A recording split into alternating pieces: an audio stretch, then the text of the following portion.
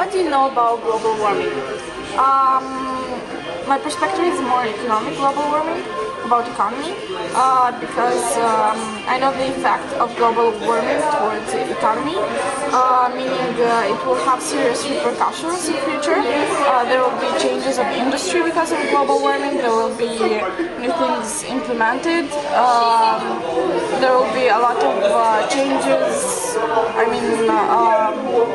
globally, geographically, and actually the consequence of global warming is going to be so big that it's going to be like the first two world wars plus the Great Depression from 1929 together as decrease in cost, like as economic repercussion will have the same cost. How does it affect you?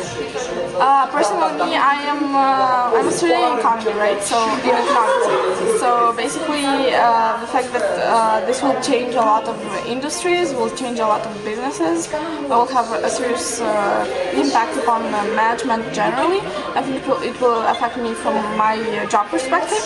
Also, me as a citizen, it will affect me in my endeavors of changing generally the situation. What do you do in order to reduce global warming effects? First of all, I try to participate to the cleaning of different areas. I try to